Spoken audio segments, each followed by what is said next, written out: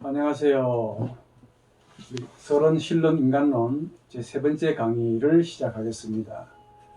오늘 이 세 번째 강의의 주제는 신학, 즉 교회를 섬기는 학문이다 라는 제목으로 강의를 시작하겠습니다. 먼저 지난번까지 강의를 잠깐 요약해드리고 시작합시다. 우리 첫 번째 강의에서 지난주 강의에서는 신학을 필요악이라고 규정했지요. 필요하지만 악이 될 가능성이 아주 높은 학문을 가진다라고 했습니다. 왜 악이라고 하느냐? 우선 그 학문을 하는 그 인간 역시 아무리 신학자 혹은 목회자라고 할지라도 역시 부패한 마음을 가지고 있습니다. 이 부패한 마음을 가지고 있으면서 동시에 또 신이 아니고 연약한 인간이죠. 어차피 부패한 이성을 가진 이 유한한 인간이 한다는 점에서 일반 다른 학문들과 별반 차이가 없는 이 악의 그 가능성을 가집니다. 이걸 조금 좋은 말로 말하면 일반 은총이다 이렇게 부르는데 나쁘지 않습니다.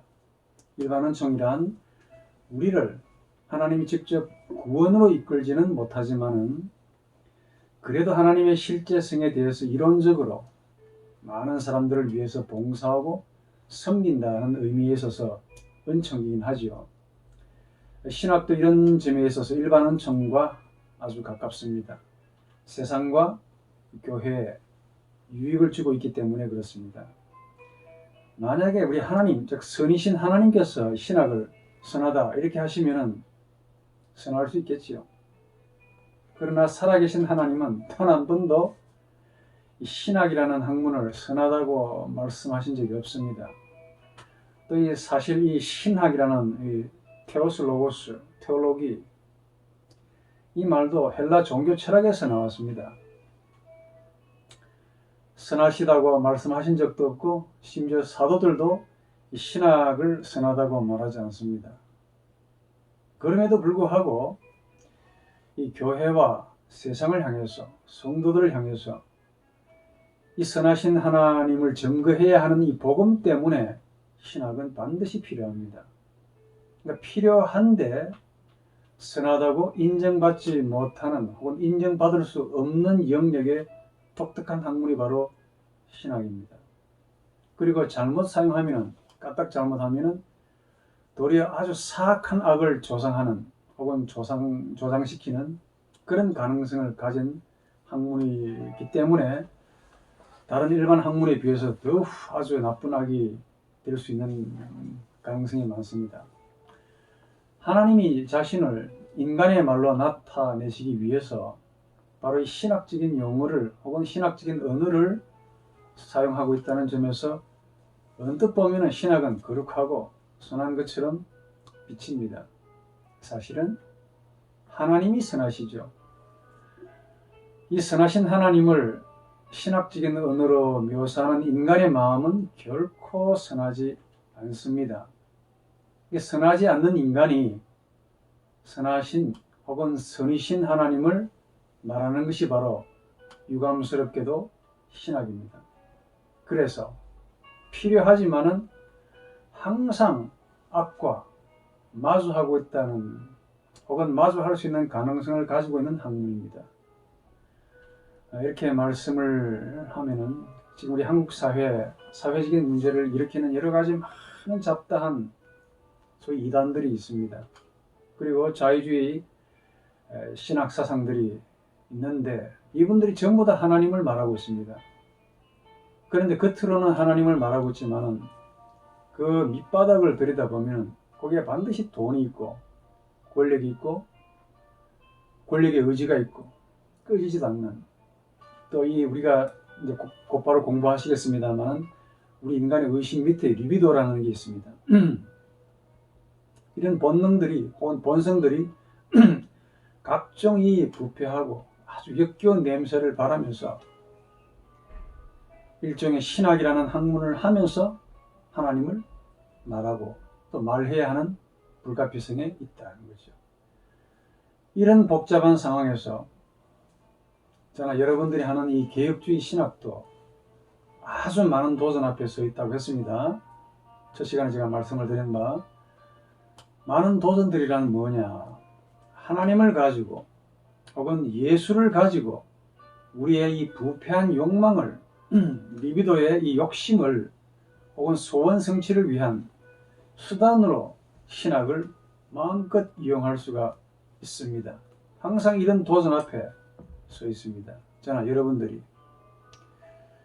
이런 점에서 니체가 신은 죽었다라고 말했던 그 니체가 그 당시 튜빙엔 신학교 교수들을 향해서 한 말이 있습니다. 뭐라고 했느냐?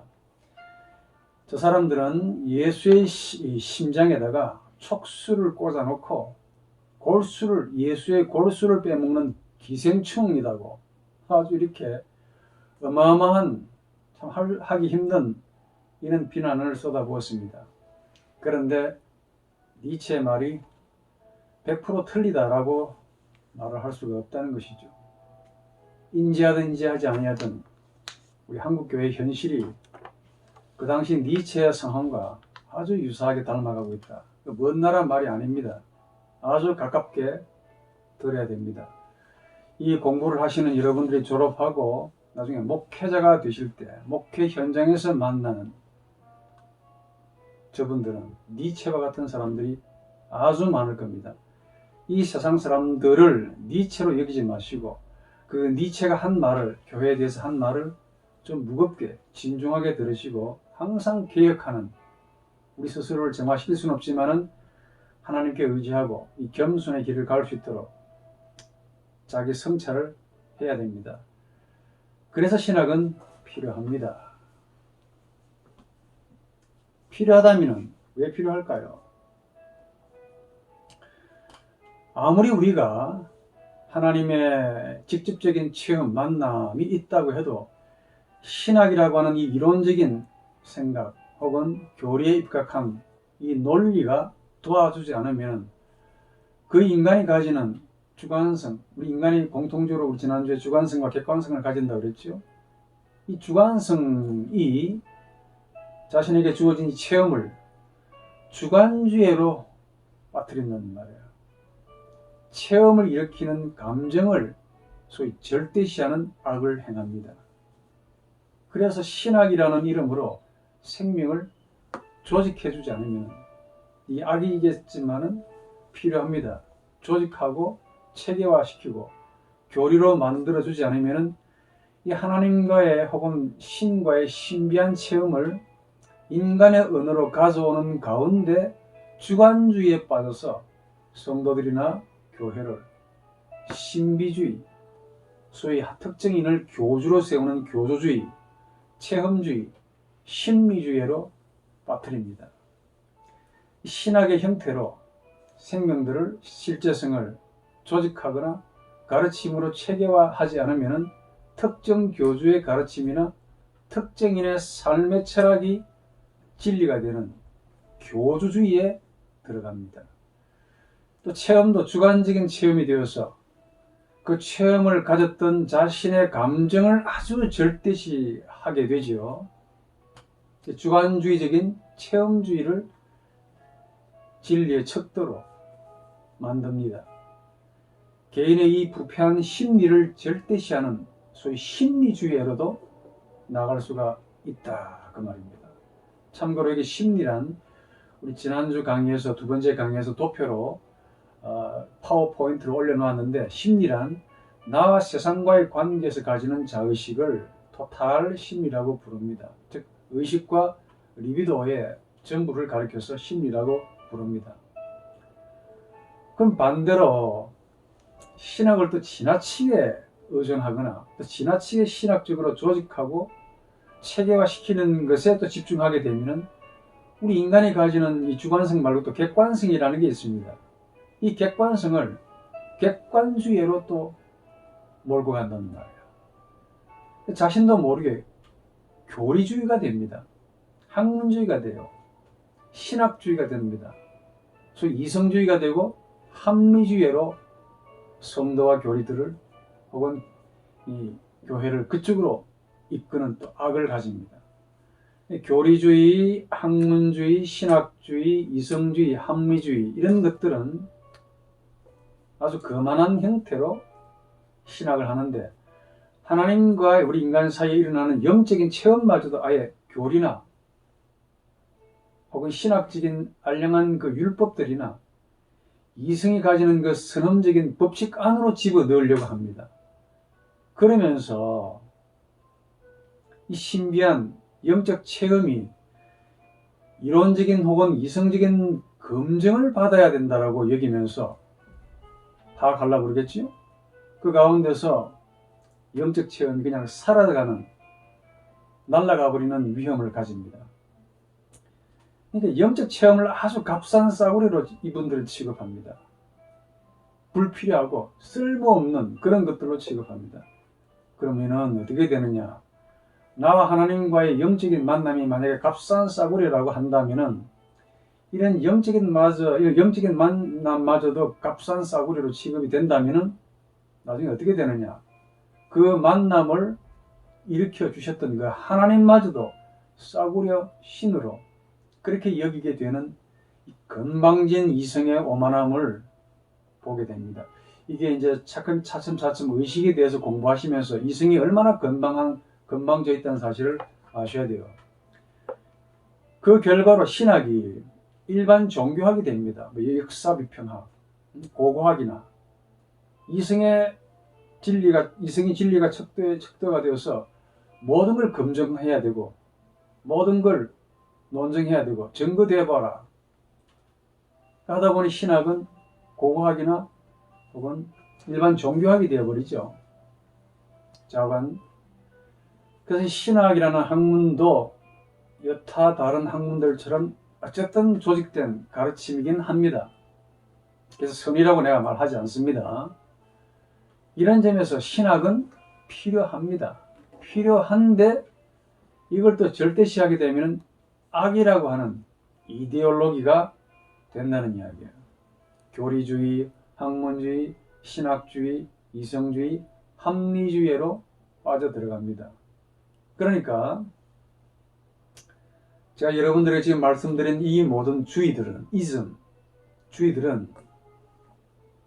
사실은 정도의 차이만 있지 전부 이데올로기에 가까울 수 있다라고 말을 합니다. 자신의 아이디어를 하나님의 로고스, 신적인 로고스로 동일시하는 것을 이데올로기라고 부릅니다. 이데올로기란 이데아 더하기 로고스의 결합입니다. 신학이 반드시 성도들과 교회에 필요한데 그렇다고 선이라고 하기에는 큰 문제가 있습니다. 다시 한번 우선 이 신학자라 할지라도 부패했습니다. 부패한 인간이 신학적 사유를 한다는 점을 간과해서는 안 되죠. 또 하나는 살아계신 하나님은 살아계신데 우리는 죽었습니다. 그걸 부패했다라는 말로 표현하죠. 이런 부패한 인간 이성이 살아계신 하나님을 언어로 가지고 오는데 이 인간 이성이 만든 언어를 또 우리 지난번에 살펴봤지만 이게 생각의 뿌리를 두고 있고 생각은 궁극적으로 살고자 하는 욕구가 담겨져 있고 그 밑바닥에는 죽은 인간의 살고자 하는 욕망의 표현이라고 그랬지요. 첫 시간이 많이 어려웠을 겁니다. 이걸 가지고 이렇게 만들어진 언어로 살아계신 하나님을 조직하고 체계화시켜야 한다는 점에 있어서 악에 가깝다라고 말합니다. 체계화시키지 않으면 더 큰 문제가 생기니까 체계화를 시키긴 시키는데 나중에 그 체계 자체가 악이 될 수 있는 가능성을 많이 가지죠. 그러니까 필요합니다. 그러나 궁극적으로는 악이 될 가능성이 많으니까 저희 말로 필요악이라고 합니다. 마치 모르는 것보다는 아는 것이 대단히 유익하지요. 그렇다고 그것이 반드시 참된 유익을 주는 것이 아니라 잘못하면 우매한 성도들을 악으로 사악함으로 이끌 수 있는 가능성을 가진 학문이라는 점에서 이런 면을 가진다라고 봅니다. 자, 이번 강의는 신학의 대상이 도대체 누구냐를 물어야 됩니다. 신학이 과연 이런 문제를 가지고 있다면 우리는 어떻게 신학을 해야 되느냐 하는 이 질문이기도 합니다. 궁극적으로 우리가 왜 신학을 해야 되느냐 하는 문제이기도 합니다. 신학은 신학하는 자들을 위한 개인적인 학문일 수도 있습니다. 특히 유럽인들, 자유주의자들은 자신들의 유익을 위해서 자기 하고 싶은 대로 그렇게 합니다. 그러나 사실은 신학은 성도들과 교회를 위한 학문입니다. 이게 물론 자신들을 위해서 돈을 벌기 위한 그런 학문으로 할 수도 있습니다만은 그런 게 아닙니다. 신학의 상대가 누구냐를 안다면 그런 생각을 가질 수가 없단 말이야. 신학의 상대는, 다시 말해 신학과 마주하고 있는 상대는 바로 성도들의 모임이라고 하는 커뮤니오 상토룸이라고 하는 교회입니다. 이 교회를 위한 학문이 바로 신학입니다. 우리에게서 일어나는 여러 가지 많은 신비한 이 신적인 체험들을 성경이라는 규범의 틀 안에서 이론적으로 설명해주고 또 계속해서 그런 인격적인 만남이 일어나도록 도와주는 역할을 신학이 해야 됩니다. 즉 신학은 성도들과 교회를 돕는 학문이지요. 좋은 신학은 하나님과의 영적인 만남을 불러일으킵니다. 오히려 활성화시킵니다.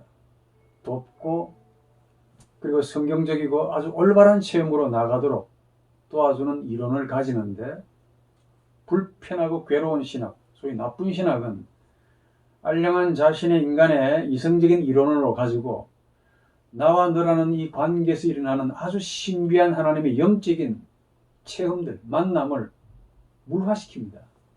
나와 그것과의 관계로 단절시켜버려요. 그리고 없애버립니다. 그래서 성도들의 영혼을 응고시켜 오히려 굳게 합니다. 딱딱하게 만들어서 더 이상 이 부드러운 마음이 되지 아니하여 인격적인 영적인 만남을 차단시켜버리는 그런 역할을 하는 말이에요. 나쁜 신학입니다. 좋은 신학은 일어난 체험들을 이론적으로 검증해주고 도와주지만, 계속해서 활성화시키고 또 일어나도록 도와주지만은, 반대로 나쁜 신학은 똑같은 신학인데 이 체험마저도 일어나지 못하도록 차단시키고 단절시키고 궁극적으로 우리 인간 영혼을 황폐화시키고 아주 고집스럽게 만드는 그 역할도 합니다. 그 예를 우리 예수와 니고데모의 대화에서 조금 볼 수 있습니다. 하나님에 대해 너무 잘 알았던 그뿐입니까? 관습이나 전통에 대해서 해박한 지식을 가졌던 이 니고데모, 더구나 모세로부터 전해져 오는 이 율법에 너무 정통했고, 우리식으로 말하면 율법학자입니다. 박사님이라니까. 또 유대적인 관습에 아주 익숙했던 그 니고데모에게 결정적으로 빠진 것이 있었습니다. 이게 뭐냐? 하나님을 알았는데 하나님 나라에 대한 신비는 모릅니다. 하나님을 너무 잘 알았던 그가 정작 하나님 나라에 대해서는 전혀 무례한이었습니다. 거듭나야 한다라는 이 예수의 말씀을 이 사람은 되물었는데, 이 늙은 내가 다시 모태에 들어가서 나와야 되겠습니까? 지금 이런 질문을 여러분들은 유치할 정도로 할 수 없는 질문이라고 여기시겠지만, 체험이 없었던 그분에게는 결코 유치한 질문이 아닙니다. 하나님에 대해 잘 아는 것과 하나님을 만나는 체험과는 무관합니다. 별로 관계가 없습니다. 말하자면 이 니고데모가 가지고 있는 신학은 결코 좋은 신학이 아니지요. 그래서 어디 니고데모 뿐이겠습니까? 역사적으로 많은 이야기가 있습니다만, 그래서 신학의 대상이 누구냐? 내가 누구를 위해서 혹은 무엇 때문에 신학을 해야 되느냐 하는 질문을 할 필요가 있습니다. 이제부터 집중하셔야 돼요. 저나 여러분들, 목회자들, 성도들 다 포함해서 소위 역사적인 존재라고 부릅니다. 역사적인 존재. 왜 역사적인 존재라고 부르느냐? 예수 시대 때 그 당시에 일어났던 그 역사와 지금 여기서 일어나는 역사, 그 사이에 있는 자들이 누구냐 하면은 바로 성도들이고 학자들이고 교인들입니다. 교회입니다. 조금 어렵게 영어로 말하면 at that time, 그 당시에 일어났던 역사와 at this time, 지금 여기서 일어나는 그 역사 사이에 중간에 있는 자들이 바로 성도들입니다. 목회자들이고. at that time이 무슨 말이냐면 그때 하나님이 예수 안에서 역사하신 사건을 가리킵니다. at this time이 뭐냐? 지금 여기서 다시 일어나고 또 일어나야 하는 사건을 뜻합니다. 이 목회자, 목사, 신학자는 바로 그 사이를 연결시켜주는 중요한 자들입니다. 역사를 연결시켜주는 자들이야. 다시 말해 그때 한때 일어났던 하나님의 역사를 지금 여기서 다시 일어나도록 도와주는 자입니다. 한때 일어났던 역사를 지금 여기서 다시 그대로 가져와야 하는 사명을 가진 자들이 바로 여러분들이고 저고 신학자들입니다. 목회자들이고. 알다시피 역사란 사건입니다. 그 사건의 핵심이 뭐냐? 하나님과의 영적인 만남이죠. 우리 이걸 체험이라고 부릅니다. 체험의 내용이 뭐냐? 지난주에 말씀드린 대로 나와 너의 인격적인 혹은 영적인 관계입니다. 즉 내가 상대에게서 이 상대가 가지는 고유한 자신인 너를 만나는 것을 가리켜 체험이다 라고 부릅니다. 그러니까 이게 가능해지려면 어떻게 해야 되느냐? 나는 나 자신에게서 나와야 돼요. 이걸 실존주의에서는 실존이라고 부르고 인격주의에서는 인격이라고 부릅니다. 또 상대도 나를 만나기 위해서 상대의 자신에게서 나와야 돼요. 그래서 나와 상대의 자신과의 만남, 나의 자신과 상대의 자신이 서로 이렇게 만나는 것, 그 만남을 가리켜 체험이다 라고 부릅니다. 이 체험을 인격적인 만남이라고 부르고 혹은 미식으로 영적인 만남이다 라고 부릅니다.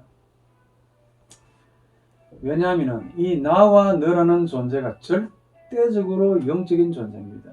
인격적인 존재이기 때문에 그래요. 여러분들의 이성이 아무리 방해를 하고 여러분들의 감정이 아무리 차단을 놔도 우리의 이 심연 속에 있는 나, 또 상대의 심연 속에 있는 이 나라는 존재는 서로 영적으로 합의를 하려고, 일치하려고, 만나려고 애를 쓴단 말이에요. 이런 체험이 없다면 나는 상대를 알지 못한다라고까지 말을 할 수 있습니다. 알긴 아는데 아는 것이 없다 이 말입니다. 한번 예를 들어 봅시다. 여러분들이 어떤 한 사람을 안다고 칩시다. 여러분들의 부인이나 남편이나 뭐 자식, 부모님이나 안다고 칩시다. 뭘 아는 겁니까? 안다고 할 때 뭘 아는 거냐고. 체중을 압니까? 얼굴을 압니까? 키를 압니까? 그 준수하고 잘생긴 외모를 아십니까? 목소리가 뜻하는 거. 물론 그것도 아는 것이죠. 그게 전부가 아니랄 겁니다. 조금 더 내면으로 들어가면 그분의 성격이 나오고 기질이 나오고 습관이 나오고 좋아하는 색깔, 취향, 지식, 생각들이 나오겠죠. 그게 전부 다냐? 아닙니다. 더 들어가면은 없느냐?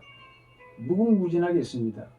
예를 들어서 저의 이름이 한수환인데 여러분들이 좀 안다고 칩시다. 제 얼굴, 못생긴 얼굴, 키, 몸무게, 나이, 박사, 목사, 교수, 이게 전부가 아니겠지요. 조금 더 들어가면 저의 성격, 취향, 습관들, 기질, 생각들이 나옵니다. 그럼 이것들이 저의 전부인가 혹은 저의 중심인가? 그럴 리가 없지요. 제가 지금까지 말한 이런 것들은 저라는 이 정신의 외면들입니다. 외면. 제 정신의 내면은 따로 있습니다. 이런 것들은 정신이 가지는 외면이라는 거예요. 제 정신의 내면은 얼굴이나 키나 몸무게, 나이, 박사, 목사, 교수 더 들어가서 뭐 성격, 취향, 습관, 생각들이 아니고 더 나아가면 이걸 다 벗어나서 마지막으로 만나는 뭔가가 있습니다. 그게 뭐냐? 바로 나입니다. 나. 나는 뭐냐면은 한수한이라는 이름으로 되어 있는 나입니다. 나가 있는 거야. 그러니까 이 나라는 존재가 한수한이라는 이름과 함께 얼굴, 키, 몸무게, 나이, 박사, 목사, 교수 등등 성격, 취향, 습관 여러 가지 많은 신학적인 지식들, 생각들로 가지고 있는 거예요. 물론 이런 점에서 정신의 외면을 아는 것 맞습니다. 모르는 것보다 아는 것이 맞죠. 그러나 참된 만남은 정신의 내면을 만나는 것을 의미합니다. 이게 체험이야. 상대의 가장 고유한 영적 존재인 나를 만나는 것을 뜻합니다. 이게 어떻게 저만 가지고 있겠습니까? 여러분 각자도 다 가지고 있습니다. 뭘? 나를. 만남이란 뭐냐? 한수한 여러분들이 가지고 있는 이 나가 여러분 자신에게서 나와야 돼요. 그리고 한수한이라고 이름으로 되어 있는 이런 정신의 외면에서 나가 빠져나와야 됩니다. 그래서 여러분들의 나와 저의 나가 서로 만나는 거예요. 요 영적인 만남, 요 만남은 전적으로 인격적입니다. 요걸 체험이라고 그러고, 요걸 역사라고 그러고, 요걸 사건이라고 부릅니다. 이 관계는 하나님과의 만남에서도 마찬가지입니다.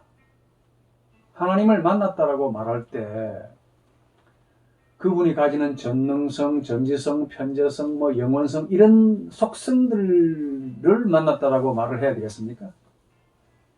그것도 물론 하나님을 안다라고 말할 수 있겠죠. 성경 보면 다 나옵니다. 예? 하나님 전능하시죠. 그런데 이런 것들은 하나님의 속성들이라고 부르지. 속성들. 좀 다르게 말하면 하나님의 영의 외면이라고 부릅니다. 외면. 우리식으로 말하면 하나님의 성질들이라고 불러요. 하나님은 전지, 전능, 편재, 영원이라는 성질을 가지고 계신 분입니다. 그러니까 이런 것들은 하나님의 전부가 아니고 하나님의 중심도 아니고 하나님의 외면입니다. 인간을 향한 하나님의 외면. 그럼 하나님의 내면도 있습니다. 하나님께서 가장 고유한 것인데 이게 뭘까요? 역시 나입니다. 지난주에 말씀드린 대로 나 있다. 나와 있음이라는 동사가 결합해서 절대로 분리가 안 된다 그랬죠. 나 있다. 이걸 우리는 로고스라고 부릅니다. 이것이 바로 하나님의 고유성이고 그 로고스라는 이름으로 되어 있는 내면의 내용물이 뭐냐면 이게 아가페라는 사랑입니다. 하나님의 내면은, 영의 내면은 아가페고 그 하나님의 아가페가 외면의 모습으로 나타난다면 그게 로고스라고 부릅니다. 그러니까 하나님은 아가페로서 로고스이신 인격이라고 합니다. 조금 자세한 사항은 좀 더 궁금하시다면 제 저서를 참고하시든지 저에게로 찾아와서 좀 물어보시기 바랍니다. 복잡한 얘기를 동영상을 통해서 어떻게 다 설명할 수 있겠습니까? 이 아가페라는 하나님 자신을 로고스로 우리 인간에게 넘기시는 나 있다가 바로 하나님이시라 그 말이에요. 한 번 더, 이 나라는 말은 단순히 1인칭 대명사가 아니라 그랬죠. 나 있다라고 하는 절대적으로 한 분이신 하나님이 여기에 있다라는 자기 선언입니다. 자기 선언을 할 수 있는 분은 하나님밖에 없단 말이에요. 근데 유사하게도 인간도 하나님과 아주 유사하게도 나 있다. 라고 말을 할 수는 있겠지만 나 있음으로 실제하는 존재가 아니고 우리 인간은 하나님의 나 있다로 인해서만 나가 되는 존재라고 부릅니다. 한 번 더. 하나님은 독일어로 Ich sein, 나 있음입니다. 이에 반해서 우리 인간은 Ich werden, 나가 되는 존재라고 부릅니다. 헬무 틸리케의 이야기입니다. 이 Ich werden 이라는 표현은 신학적인 용어로 좀 바꾸어 말하면 하나님의 형상이라고 부릅니다. 나가 되는 존재야. 그러니까 하나님의 나 있음 혹은 나는 전적으로 그리고 질적으로 영이시고 인격이시고 생명이시고 실제성입니다. 하나님과의 만남이란 바로 이런 하나님의 고유성과 우리 인간의 고유성인 이 만남을 뜻합니다. 한 번 더 말하면 하나님의 나 있음과 마주하는 인간의 나됨, 이게 하나가 되는 것을 뜻해요. 하나님의 인격과 우리 인간의 마음이 서로 마주하는 것을 가리킵니다. 그로 인해서 이로 말미암아 즉 하나님의 나 있음으로 인해서 인간이 비로소 나가 되는 거예요. 하나님은 나를 나 되게 하는 존재죠. 인간은 비로소 하나님과 마주하는 인격적인 존재가 됩니다. 이 만남을 우리는 거듭 영적인 체험이다라고 말씀을 드렸죠. 이 체험은 한 번 더 주시는 인격인 하나님과 받는 자 사람 외에는 도무지 모릅니다. 객관적으로 저 사람이 체험이 있다 없다라고 타박하거나 경박스럽게 하면 안 됩니다. 저 사람이 신앙이 있다 없다라고 말하면 안 된다는 말이에요. 마치 이 관계는 첫사랑과 마찬가지로 아주 신비하고 비밀스럽습니다. 도무지 제3자가 객관화시킬 수 없는 만남이에요. 그래서 나와 너의 만남이라고 말하지 않습니까? 3인칭으로 묘사될 수 없는 만남이에요. 이런 만남이 이루어질 때 비로소 코그노스케레 라틴어로 안다 라는 말이 나오는 겁니다. 이런 만남이 이루어질 때야 비로소 인간은 하나님을 안다 라고 말합니다. 그러니까 우리 식으로 표현하자면 머리로 아는 것을 말하는 것이 아니고 마음으로 아는 것을 뜻합니다. 믿어집니다. 믿어줘야 하는 것이 아니고 믿어진다니까. 하나님을 아는 것은 하나님과의 이 고유성, 하나님의 고유성과의 그 인격적인 만남 외에는 다른 길이 없습니다. 다른 길이 있으면 공부를 여러분들보다 조금 더한 제가 좀 찾아가 보겠습니다. 구도자가 되어서 찾아가 보겠다고. 종교에서 그런 길이 있다면 제가 그 길로 먼저 가보겠습니다. 없다고 말합니다. 이 만남을 역사라 그러고 사건이라 그러고 이 실제성과의 연합이라 그러고 좀 철학적인 말로 표현하자면 존재와의 합일이라고 이렇게 다양한 말로 표현되고 성경적인 말로는 하나님의 나라다 혹은 이 천국이다. 다시 니고데모와의 이야기로 되돌아가서 요한복음 3장 9절에 예수께서 니고데모에게 너 위로부터 나야 하나님 나라를 볼 수 있고 들어갈 수 있다 라고 말을 했는데 이 위로부터 난다는 말을 도무지 이해를 못했습니다. 니고데모가. 이런 니고데모에게 예수께서 뭐라고 탄식하면서 물었느냐면 너는 이스라엘의 선생으로서 이것들을 알지 못하느냐 라고 되물었습니다. 그 예수님의 그 되물음 속에는 많은 것이 포함되어 있습니다. 니고데모가 전혀 아무것도 모르는 백치라는 의미가 아닙니다. 알기는 아는데 모른다 이거야. 보기는 보는데 못 본다는 겁니다. 듣기는 듣는데 못 듣는다는 거야. 눈이 있는데 맹인이라고 부르고 귀는 있는데 귀머거리라고 부르는 거야. 알기는 아는데 모르는 자입니다. 알기는 아는데 정작 박사님은 모릅니다. 왜 그러냐? 체험이 없기 때문에 그래. 성경적인 표현으로는 하나님 나라라고 하고 거듭났다고 하고 위로부터 났다라는 표현이 가능해지는 겁니다. 이게 바로 인격적인 만남을 의미합니다. 그래서 이게 중요합니다. 이런 이야기를 드리는 이유는 성경과의 관계도 마찬가지이기 때문에 그렇습니다. 성경의 역사는 바로 그때 일어났던 역사를 고스란히 담고 있습니다. 즉 예수 안에서 말씀하시는 하나님의 역사를 성경은 순수하게 담고 있습니다.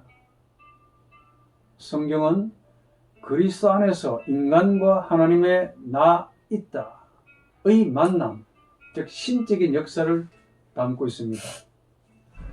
성경은 소위 그때 일어났던 역사를 가지고 있습니다.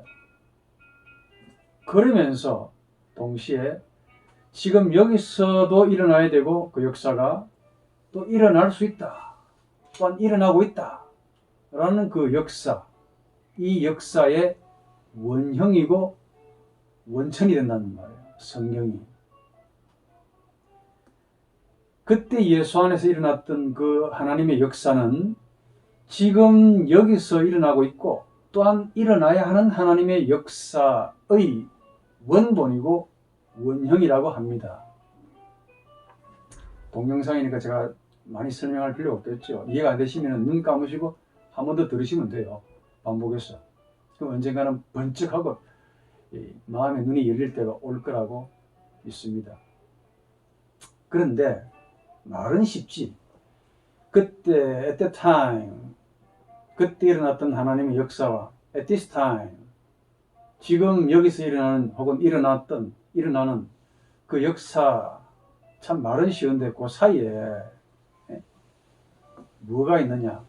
소위 수천 년이라는 시간적인 간격도 있습니다. 문화도 달라요. 관습도 있고, 언어는 더더욱 인종, 어마어마한 이 엄청난 그 공간적인 간격, 시간적인 간격이 놓여 있습니다.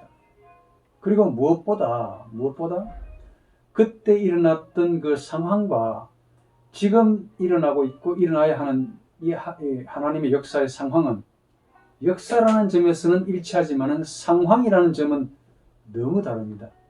한 번 더. 하나님이 역사하시는 상황이라는 점에 있어서는 일치하는데 인간이 살고 있다는 점에 있어서는 상황이 너무 다르다는 말이에요. 쉽게 말해 저나 여러분들은 유태인입니까? 아닙니까? 아니죠. 예수 시대 동시대입니까? 아닙니까? 아니죠.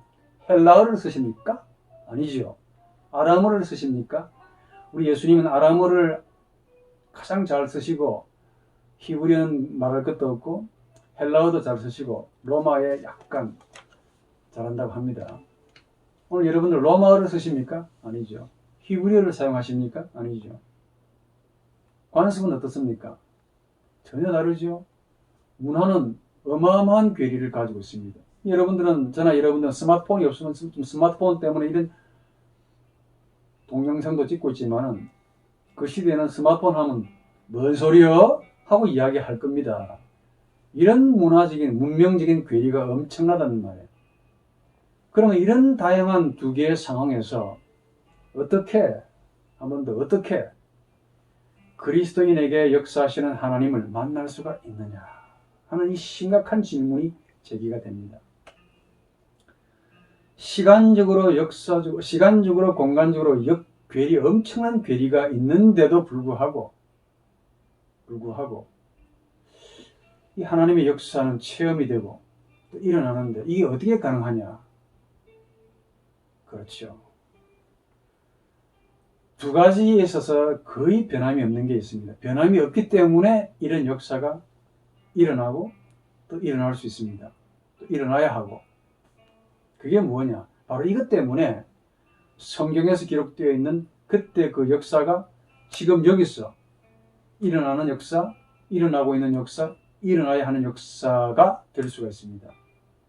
변하지 않는 것이 뭘까요? 영적으로 직관이 뛰어나신 분들은 착하고 캐치를 하실 텐데 유감스럽게도 여러분들의 얼굴을 보지 못하는 저로서는 유감스럽습니다. 이 수천 년의 시공간들과 상황들이 아무리 달라도 절대로 변하지 않는 것이 있습니다. 이것 때문에 그때 일어났던 역사가 지금 다시 일어나는 역사가 될 수 있고 또한 되어야 한다는 점이죠. 그게 뭐냐? 하나님과 우리 인간이 변하지 않는다는 점입니다. 다시 말해, 인간을 향하시는 하나님과 또 이런 하나님을 향하는 우리 인간이 여전히 변함이 없습니다. 아마도 세상 끝날 때까지, 종말이 올 때까지 변하지 않는 것이 있다면 바로 하나님과 우리 인간입니다. 아무리 시대가 바뀌고 상황이 바뀌고 언어와 관습, 문화 이런 많은 조건들이 완전히 달라도 인간을 향하시는 그 하나님과 또 저런 하나님, 그 하나님을 향하는 우리 인간은 변함이 없습니다. 즉 하나님과 우리 인간과의 관계는 변함이 없는 관계라 그 말이에요. 그래서 그때 일어났던 그 성경적인 역사, 우리 기독교적인 역사와 지금 여기서 일어나고 있는 또 일어나야 하는 역사를 말할 수가 있습니다.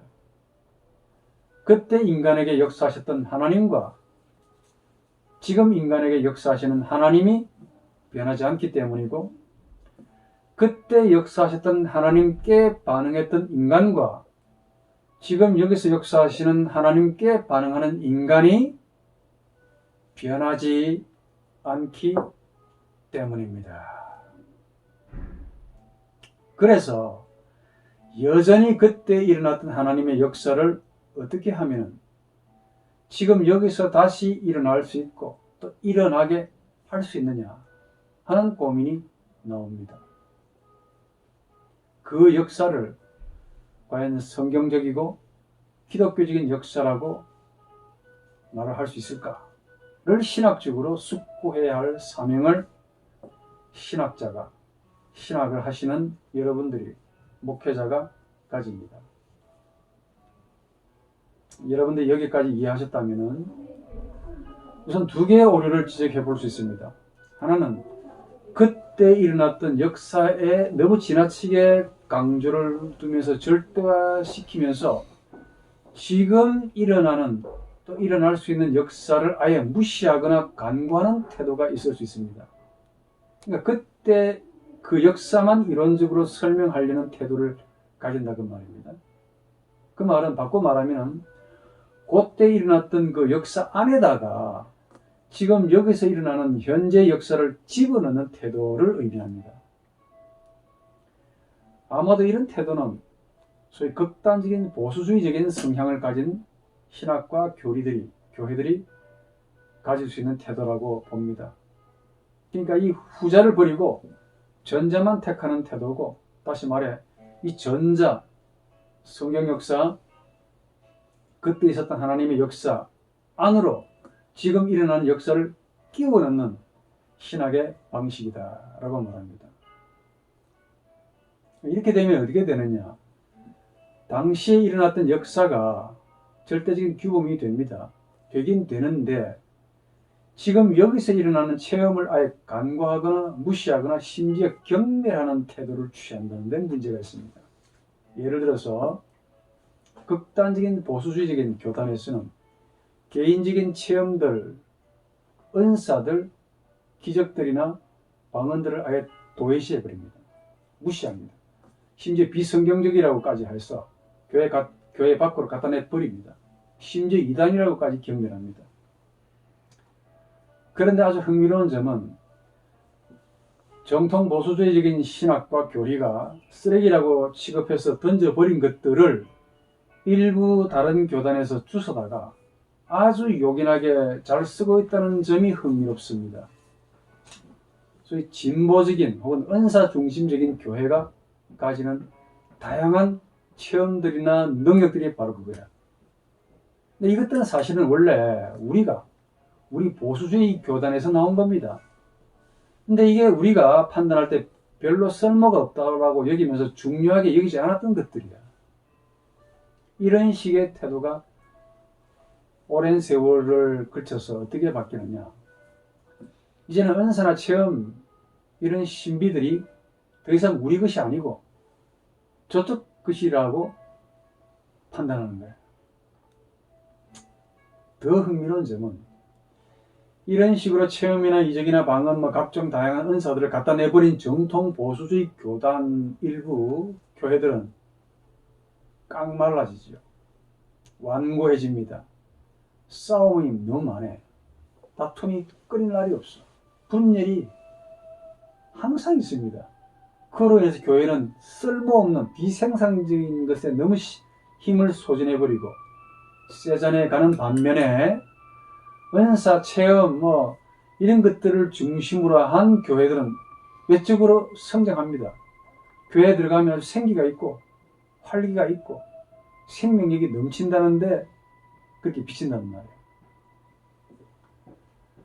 그래서 그럴까요? 최근에 우리 일부 보수주의적인 교단 혹은 교회에서도 이런 것들을 다시 찾고 회복하려는 그런 움직임이 일어나고 있는 것처럼 보입니다. 왜? 교회 성장에 도움이 되니까. 지금 우리가 갖다 버렸지만 필요하네.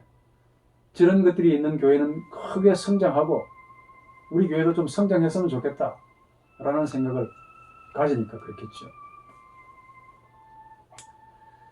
그래서 그때 일어났던 역사에 절대적인 규범을 부여하는 것까지는 좋은데 지금 여기서 일어나는 혹은 일어나야 하는 이런 역사에 그다지 신경을 쓰지 않는 태도를 좀 신학적으로 엄밀하게 분석을 해볼 필요가 있습니다. 물론 이런 태도도 좋은 점도 있고 문제점도 있습니다. 좋은 점은 뭐냐? 그 당시에 일어났던 역사를 가급적이면 순수하게 유지하려고 하는 데서 절대적으로 좋지요. 소위 그때 일어났던 역사, 이걸 잘 보존하고 잘 지킬 수 있다는 점에 있어서는 참 좋습니다. 어쩌면 이런 태도가 바로 종교개혁가들의 그 위대한 슬로건인 솔라 스크립투라, 오로지 성경으로만 이라는 선언과 잘 매치가 될 거라고 봅니다. 좋은 점만 있으면 참 좋겠는데, 그러나 이런 태도도 이 부패한 인간이 하는 신학적인 태도인 만큼 문제가 있습니다. 그 문제가 뭐냐? 조금 전에 말씀드린 바, 지금 여기서 일어나는 또 일어나야 하는 역사를 완전히 배제해버리고 무시하고 하나님과의 신비한 신적 체험마저도 경멸해버립니다. 그러니까 교회는 생기를 잃어버리죠. 형식주의에 빠집니다. 교리주의에 빠집니다. 교리 가지고 열심히 싸워요. 소위 도그마주의에 빠진다는 점이에요. 그러다 보니까 교회는 생명력이 없고 건조합니다. 교리 문제로 자꾸 싸웁니다. 성도들에게 상처를 주지요. 차츰차츰 교회는 싸움이 많아지고 분열되고 심지어 사회로부터 걱정거리가 됩니다. 자, 이런 태도를 조금 더 극단적으로 끌고 가면 무엇과 비슷해지느냐 하면 바리새적인 유대교와 아주 비슷해진다는 점입니다. 교리나 가르침이 곧 하나님의 말씀이 되어 그 당시 할라카이였습니다. 모세의 구전인데 이걸 해석해 놓은 장로들의 유전이 할라카인데 이게 하나님 말씀이 되어버린 거예요. 그 교리를 해석하는 특정의 신학적 관점이 나중에는 하나님 말씀 위에 앉아있는 주객이 전도가 되는 도착 현상이 생긴다는 겁니다. 정리해서 말씀을 드리면 성경이라는 규범이 있습니다. 이게. 그럼 이 규범은 성경이라는 규범을 해석하는 교리가 있어야 돼요. 문제는 성경이라는 규범을 해석하는 교리를 가지고 자기는 성경을 인용했다 그러는데 사실은 성경을 가지고 성경을 해석하는 교리입니다. 그게. 이 교리를 가지고 남을 정죄하고 비난하고 심지어 이단으로 간주했다는 말.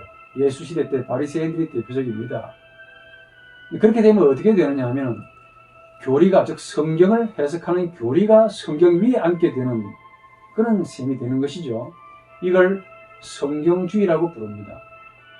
즉 성경을 해석하는 특정인의 인생관이 성경 위에 앉아 있는 주인이 되는 겁니다. 이걸 이즘이라고 불러요.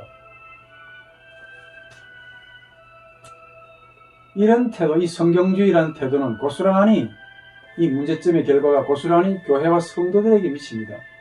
교회가 이 영적 만남이라는 체험을 상실하면 신앙의 생기를 잃어버립니다. 마치 우리 인간의 영혼이 시들어버리는 꽃과 같아집니다. 외적인 성장은 멈추지요. 자주 교회 내에서 분쟁이 일어나고 다툼이 가실 날이 없습니다. 교회 안에서 파단이 생기지요. 교회 성도들끼리 교회 문제로 싸우다 보니까 사회 문제에 대해서는 전혀 관심을 갖지 못합니다. 교리적인 습성에 빠지고 타성에 젖어서 안일한 신앙생활에 만족하지요. 이웃사랑을 할 여력이 어디 있겠습니까? 나아가서 교파주의가 되고 또 소위 정통주의에 대한 아주 자부심만 강하게 가지는 교회가 되는 겁니다.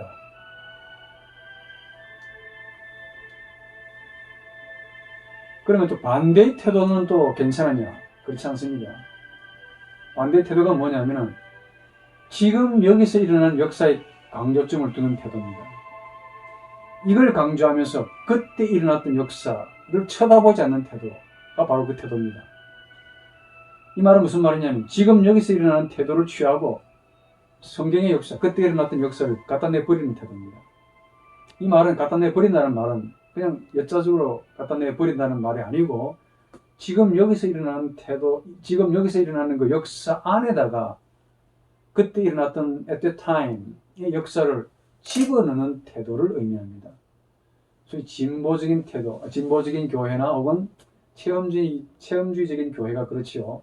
은사주의, 각종 다양한 이단들도 그렇고 자생적으로 일어나는 교회들이 아마 여기에 해당되지 않을까 생각합니다. 이분들의 태도는 지금 여기서 일어나는 체험에 절대적인 규범을 가집니다. 바로 이 규범을 위해서 그 당시에 일어났던 그 성경적인 역사를 무시하고 간과하고 나아가서는 지금 여기서 일어나는 그 체험을 위해서 그때 일어나는 역사를 곡해시키고 뒤틀어서 짜맞추는 태도를 취합니다. 성경을 그대로 집어넣는 겁니다.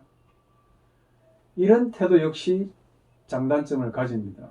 장점은 아까 말한 보수적인 그 단점이 되게 바꿔지는 것이죠. 장점은 방점을 어디에 두고 있습니까? 지금 여기서 일어나는 역사의 방점을 두다 보니까 체험이 일어나고 생명력이 넘치고 방언하고 활기가 넘치는 교회가 되지요. 그러니까 교회가 양적으로 성장하는 것처럼 비칩니다. 그리고 교리 문제로 싸우는 힘이 없지요. 적으니까 그 힘 가지고 어디에 신경을 씁니까? 사회나 이웃에 대한 배려나 이웃사랑에 신경을 좀 쓰긴 합니다. 그러나 좋은 점도 없지 않아 있지만 이런 태도도 역시 문제점을 가집니다. 가장 큰 문제가 뭐냐면 지금 여기서 일어나는 그 역사 혹은 체험이 과연 기독교적이냐 라는 신학적인 질문을 던져보면 답이 공색해집니다. 비록 교회는 외형적으로 살아있는 것처럼 비칩니다. 그렇지만 그 자신들의 체험이나 역사가 과연 기독교적이고 성경적이냐라고 물으면 답변이 미궁에 빠집니다. 결과는 뭐냐? 신학적으로 검증할 수 없는 여러 가지 다양한 체험들이 많이 일어나는데 그 체험을 교리적으로 검증할 수 없어서 혼란에 빠집니다. 저게 교회인지 아니면 절인지 종교다원주의에 빠진다는 말이에요. 비록 교회가 외적으로 성장해도 내부적으로 검증할 수 없기 때문에 신흥사상들이 난무해지겠지요. 이단들이나 사이비 교리에 아주 쉽게 노출이 되어서 미혹되기 쉬워집니다. 이 위험천만한 거지. 그래서 누군가가 나를 따르라 가 되면 특정 교주가 이끄는 교주주의적인 교회가 되기도 합니다. 또 이런 교회 가면은 체험이 없으면 구원받지 못했다라고 이렇게 말하네. 체험 중심적인 교회가 되고 은사를 받지 못하면 성도가 아니다라는 식으로 은사주의가 일어납니다. 이런 가르침을 특정 교주가 가르치는데 이게 바로 아까 말씀드린 바 무서운 또 하나의 종교적인 이데올로기가 된다는 겁니다. 저나 여러분들이 개혁주의적인 전통을 가지고 있는데 우리의 입장은 도대체 어떻게 되어야 되느냐 하는 질문이 나오겠죠. 할 수만 있다면 그때 일어났던 그 역사를 지금 여기서 일어나고 또한 일어나는 역사로 재현하는 겁니다. 레프레젠타티오.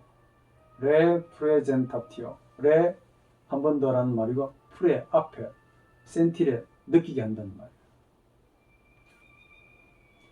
그때 일어났던 역사를 지금 여기서 그대로 가져오게 하는 것이 가장 바람직하겠죠. 가장 이상적인 형태는 그때 일어났던 역사와 지금 여기서 일어나는 역사가 서로 일치하는 것이 가장 바람직합니다. 다시 말해 지금 여기서 일어나는 역사를 사랑으로 그때 일어났던 역사를 가지고 해석해주고 설명해주고 교정해주고 교만하지 않도록 겸손을 가르치고 다시 그 역사가 일어나도록 배려해주고 도와주는 신학적인 태도가 필요합니다. 그래서 우리는 이를 위해서 성경을 강조하고 그리스도를 강조합니다. 지금 일어나고 있는 역사를 소중히 여기면서 동시에 이것을 그때 일어났던 역사의 잣대에서 검증하고 변호하고 설명하고 도와줍니다. 즉 지금의 역사가 올바로 가기 위해서 그때 역사가 표준이 되어야 한다는 사실을 가르치는 겁니다. 그 가르침도 정죄하거나 비난하는 것이 아니고 친절하고 따뜻하고 사랑으로 온건한 마음으로 그렇게 배려해야 됩니다.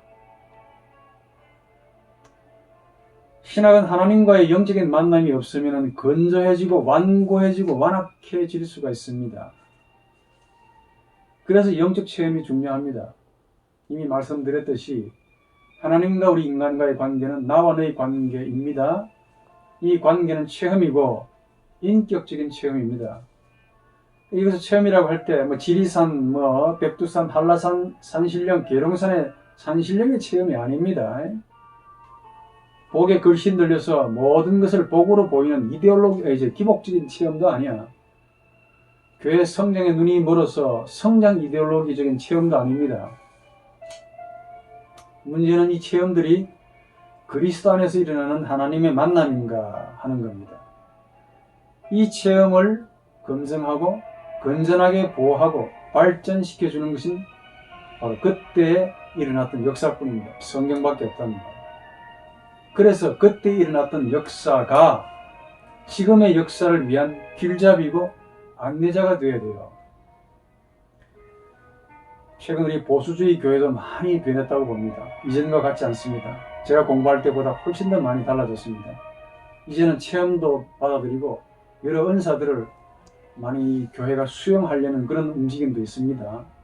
근데 우려도 많이 생깁니다. 그냥 무작위로 수용하려는 움직임이 좀 있기 때문에 그래요. 그러다 보니까 때로는 이 보수주의인데 저 진보적인 교회보다 훨씬 더 진보적인 경우가 있습니다. 생활 철학을 가르치면서 이걸 복음으로 가르치면서 소위 그 개그 신학이 나왔습니다. 입담 좋은 것이 복음인 것처럼 소위 입담 신학이 있습니다. 과거 우리 보수주의가 세상적인 것을 다 버렸다고 한다면 최근에 우리 보수주의는 오히려 적극적으로 세상적인 것과 우리 기독교적인 것을 일치시키려는 경향도 상당히 많이 보입니다. 기복이 반드시 비성경적이다 이렇게 가르치는데 또 옹호하는 분도 많습니다. 제가 약간 오래된 통계를 이야기하고 싶은데 통계가 좀 오래되긴 합니다만 거의 변함이 없다고 보는데 교회 나오는 목적이 뭐냐라고 그 질문에 대한 답변이 있습니다. 우리 한국 개신교 46%가 구원과 영생을 위해서 나오는데요. 38%가 마음의 평안을 위해서, 7%가 가족의 권유 때문에, 그리고 나머지 7%는 돈 벌기 위해서, 잘 되기 위해서, 건강하기 위해서. 근데 이런 질문을 불교와 천주교도인들에게 했더니 70% 이상이 마음의 평안을 위해서랍니다. 눈에 띄는 것은 우리 개신교 교인들의 관심이 여전히 어디에 가 있느냐? 천국 가기 위해서에 있다는 겁니다. 반면에 타 종교인들의 관심은 여전히 마음의 평안에 있다는 거죠. 과거에 비해서 눈에 보이는 기복적인 성향은 기독교, 불교, 천주교가 공통적으로 많이 줄었다 이렇게 볼 수 있습니다. 그래도 우리 비교하고 분석해 볼 필요가 있다고 봅니다. 우선 단도직입적으로 어느 종교가 종교 본래의 의미와 취지에 맞는 생활을 하고 있는가 하는 겁니다. 기독교가 영혼에 대한 관심이 더 많으니까 타 종교에 비해서 굉장히 고등하다 혹은 고등 종교로 비칩니다. 그런데 과연 그럴까요? 좀 자세히 들여다보면 우리 기독교인이 가지는 천국에 대한 열망은 눈에 보이는 기복의 연장선에 있는 것처럼 보입니다. 왜 그러냐? 보통 재물을 구하고 건강을 휘구하는 것을 기복주의라고 합니다. 반면에 예수천당, 불신지옥, 이거는 기복주의가 아니라고 그렇게 여기기도 하죠. 과연 그렇습니까? 이 두 개의 공통점이 있습니다. 그것은 내 힘으로 안 되니까 남의 도움으로 내 목적을 실현하려는, 성취하려는 본능의 의욕입니다. 기복주의 종류가 또 다양합니다. 생각 밖으로. 물질적인 기복주의도 있습니다. 예컨대 1억으로 10억짜리 집을 사고 싶은데 내 힘으로 안 되죠. 나보다 능력이 많은 사람의 도움이 필요합니다. 그분을 한껏 더 높여주고 쉽게 세워줍니다. 그 대가로 내가 얻고 싶은 것을 얻겠다 하는 심리가 그게 들어가 있습니다. 영적인 기복주의도 비슷합니다. 나는 천국 가고 싶은데 내 힘으로 안 되죠. 천국 보내주는 자의 도움이 절실합니다. 그래서 내 목적을 성취하려는 심리죠.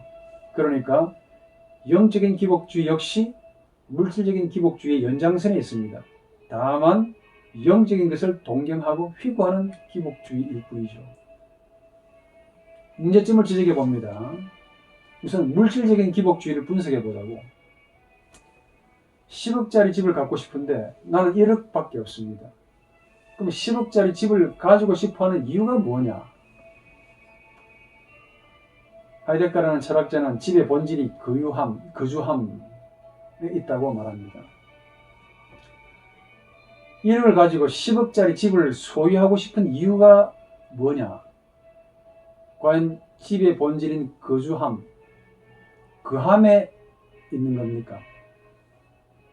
아닐 것 같아요. 집의 본질이 거함 혹은 거주함에 있다면 굳이 10억짜리 집이 필요하겠습니까? 그 밑바닥에 더 은밀한 욕구가 있지 않겠냐는 말이에요.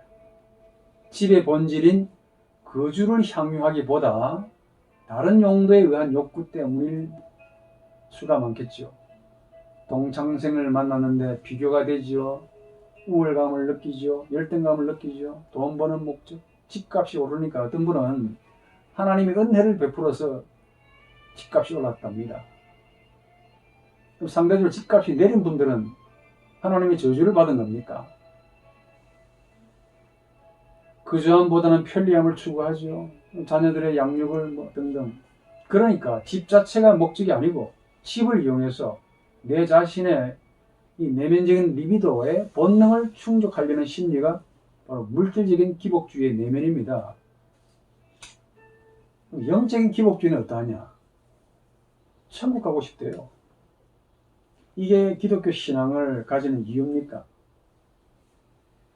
기독교의 가르침은 하나님 자신과의 영적인 만남이라고 가르칩니다. 이것이 목적이 아니고 사실은 하나님이 가지고 있는 여러 가지 능력이 있습니다. 그 가운데 하나님의 능력 가운데 가장 우리가 탐내는 능력이 뭔 줄 아십니까? 전능함입니다. 전능함.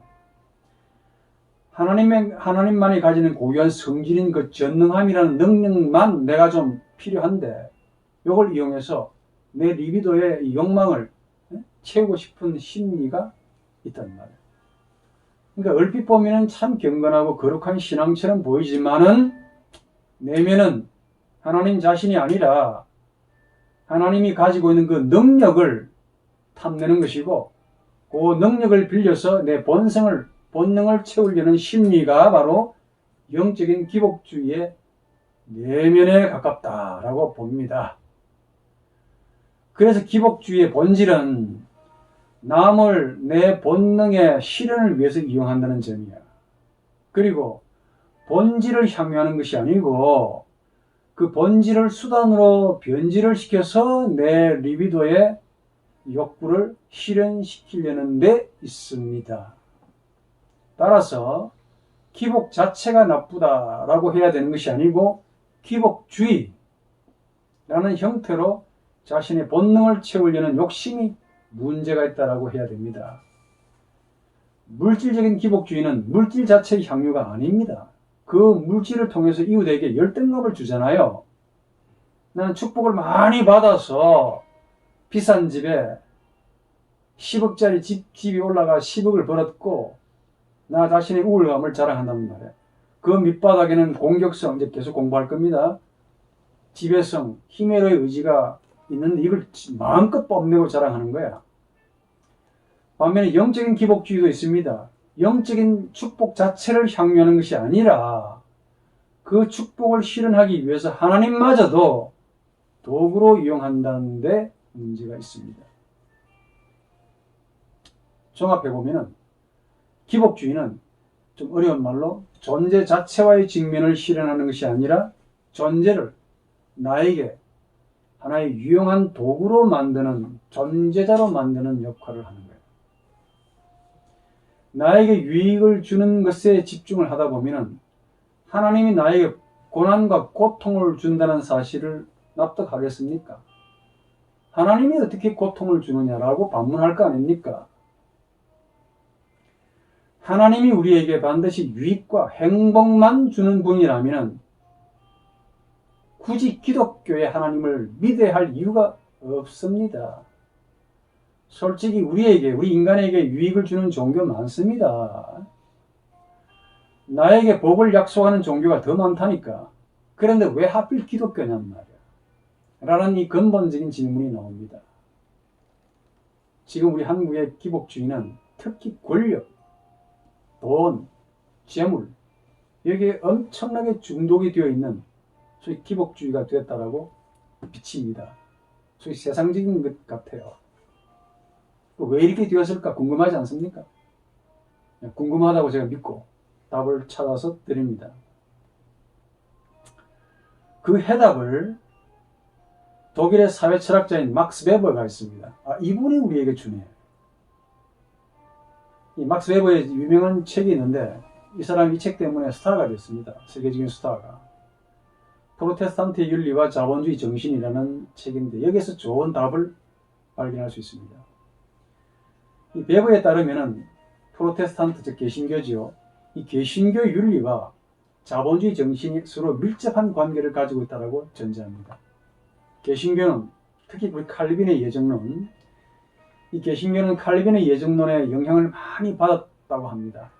그로 인해서 이 개신교도인들은 어떻게 생각하느냐?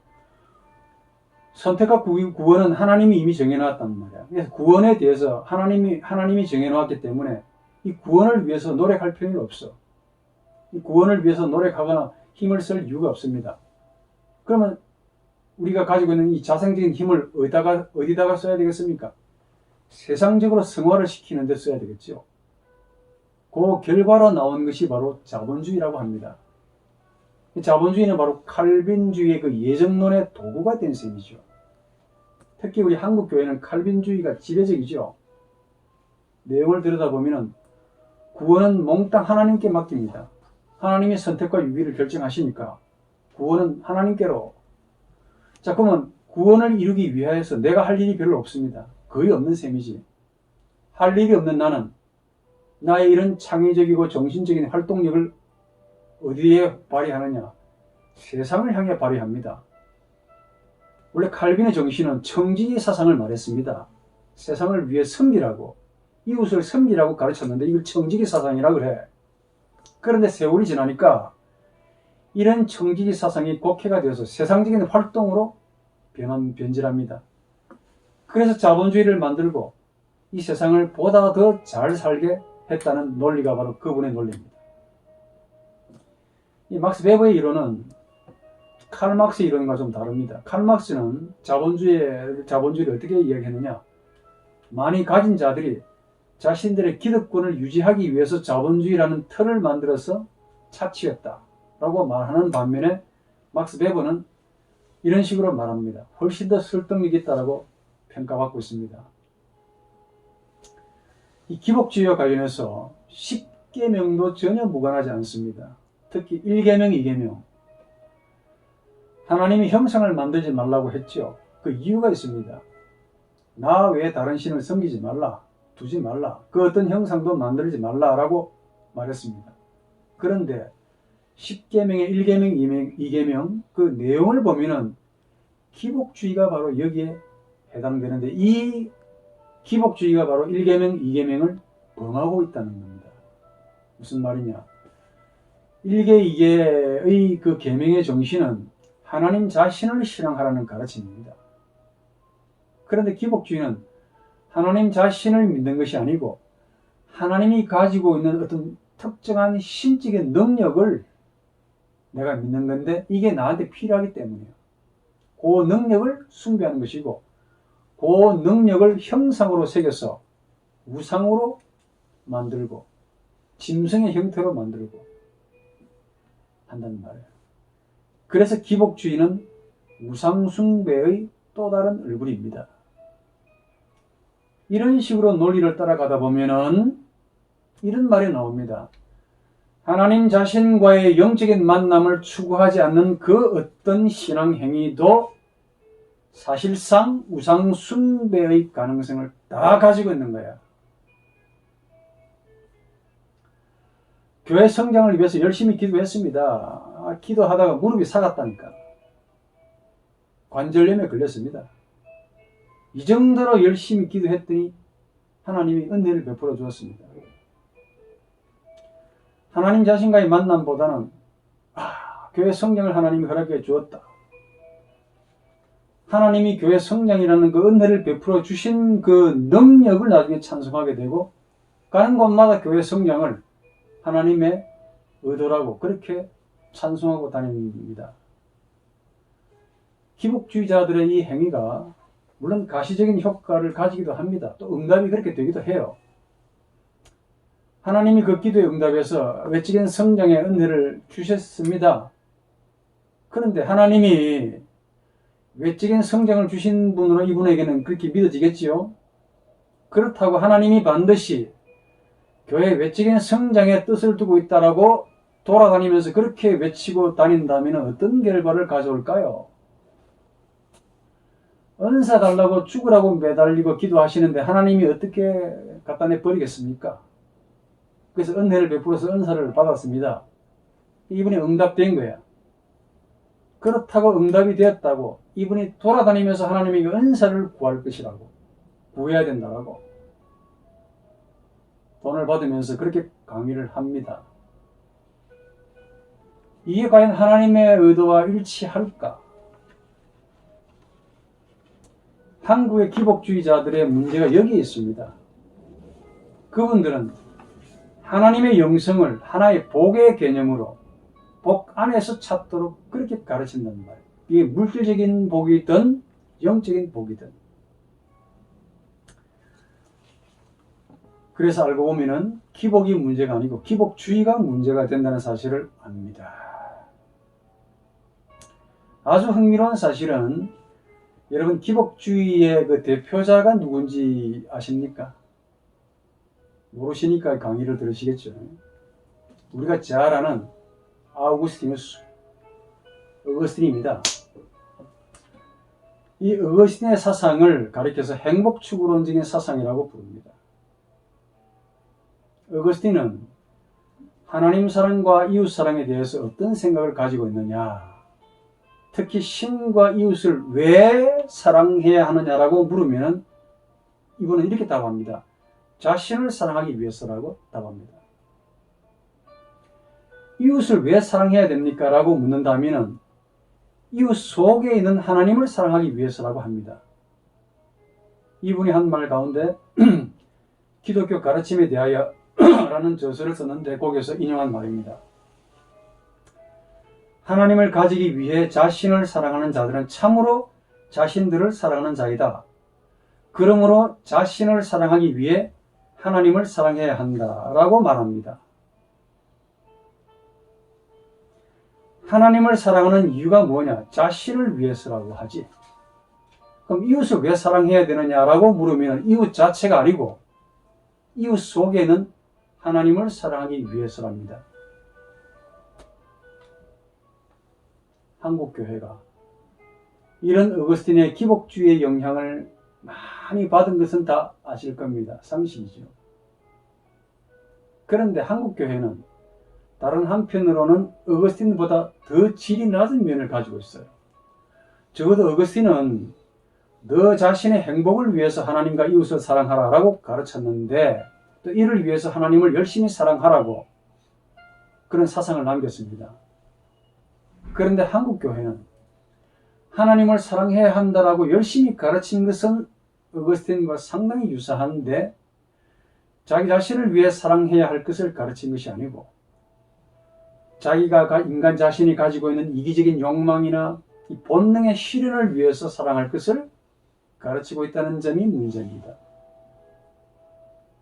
과거에 제가 이 부흥사 한국교회를 부흥시킨 분들이 있습니다. 외적인 부흥시킨 분들의 좋은 면도 있습니다만은 그 좋은 점은 좋은 점이고 이분들의 공통점을 제가 많이 들었습니다. 주로 교회 성장이었고 대형 교회였습니다. 그러니까 대형 교회는 곧 성공적인 목회라는 도식에 사로잡혀 있었던 것 같아요. 이런 도식으로 열심히 신을 사랑하면 은혜와 기적을 받는다라는 논리입니다. 그러면서 뭐 그것 나쁘지도 않지요. 그러면서 마무리를 어떻게 합니까?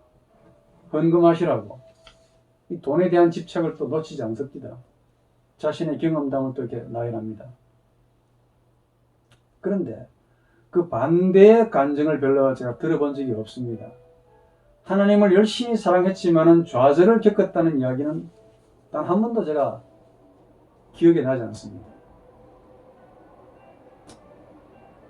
이렇게 우리가 잃어버린 은사, 기적, 신유를 다시 얻기 위해 보수주의가 세상을 향해 문을 여는 것은 좋은데 이것들을 신학적으로 걸러내고 여과하는 능력이 과연 있을까 하는 데는 제가 문제를 느낍니다.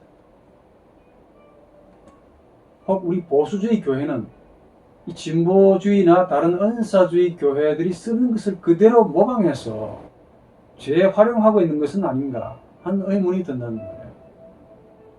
최근에 그런 것도 좀 많이 느낍니다.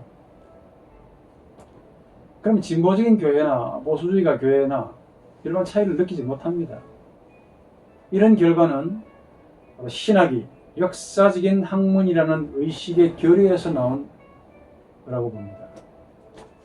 신학은 역사와 직결된 학문입니다. 과거의 역사를 지금 다시 그대로 생생하게 가져오는 것이 바로 신학의 사명입니다. 더 정확하게 말하면 예수의 육성 혹은 음성 입시시마 폭스 예수, 이 예수의 육성을 지금 여기서 그대로 생생하게 들려주는 것이 바로 신학입니다. 그때 일어났던 역사는 예수 안에서 육성을 가지고 하나님이 역사하셨기 때문에 나타난 거예요. 이거는 한때 일어나고 사라지는 역사가 아닙니다. 그리스도 예수 안에서 사람에게 말을 건네고 말씀하시는 하나님의 역사는 과거 한때 일어났던 일시적인 역사가 아닙니다. 이걸 이성적인 역사 비평으로 아무리 쪼개봐야 증명이 안 됩니다. 나와 너의 관계는 객관적으로 묘사, 서술, 기술, 정의 불가능하다 이야기했지요. 지금 여기서 일어나는 역사, 이걸 또 맹신한다고 되는 것도 아니에요. 역사가 아무리 발전하고 다양하게 변한다고 해도 사람을 향하시는 하나님의 인격은 변함이 없고 또한 그런 하나님에 대해 이 부패한 인간의 마음과 동시에 이런 마음이지만은 하나님을 향하는 우리 인간의 마음은 거의 변함이 없습니다. 신학은 부패한 우리 자신의 이성이나 감정대로 사유하고 생각하는 학문이 아닙니다. 교회와 성도들을 섬기는 학문이고 이를 위해서 그때 일어났던 역사와 지금 여기서 일어나고 또한 일어나야 하는 역사 사이에서 항상 신학적인 고민과 사유를 해야 하는 사명을 가집니다. 제가 코로나 바이러스 때문에 텅 빈 강의실을 자주 봅니다. 교회와 성도가 없는 신학은 마치 학생이 없는 강의실과 너무 똑같습니다. 건물입니다. 건물. 콘크리트 건물에 불과해요. 그 텅 빈 강의실에서 신학자들이 아무리 공부를 많이 했다고 해도 아무리 자신의 신학을 나열하고 배열해도 흑공을 향해 독백하는 것과 다를 바가 있을까? 그렇다고 지금 여기서 일어나는 또 일어나야 하는 역사를 위해서 성경과 전통을 없애서는 더욱 안 됩니다. 교회 하나를 만들기 위해 얼마나 많은 신학자들이 죽어나가는가를 아셔야 됩니다. 그 사람들의 피로 지금 우리에게 이 교리가 전승되었다는 사실을 역사를 통해 아셔야 됩니다. 섬기는 마음이 없는 학문은 교만 그 자체입니다. 교만은 굴종이 가지는 다른 얼굴이야. 교만한 사람은 비굴한 행동을 너무 쉽게 합니다. 자신보다 권세가 많은 자에게는 아주 비굴하고 비천하게 행동하면서 자신보다 못한 사람에게는 그렇게 교만하고 무시를 잘한다는 말이에요. 교만과 비굴은 같은 레벨입니다. 교만한 사람이 비굴한 사람이에요. 반면에 우리가 믿는 예수 그리스도 구주 예수님은 반대입니다. 죄인들을 향해서는 그렇게 자신을 낮추었고 반면에 죄인들을 그렇게 멸시하고 경멸했던 바리새인들에게는 그렇게 사정없이 저주하신 그 인격적인 모습을 깊이 명심하시기를 바랍니다. 신학은 바로 이런 예수의 인간성을 뼈저리게 체험하고 교회를 위해서 섬기는 학문이 된다는 사실을 아시기를 바랍니다. 감사합니다. 마치겠습니다.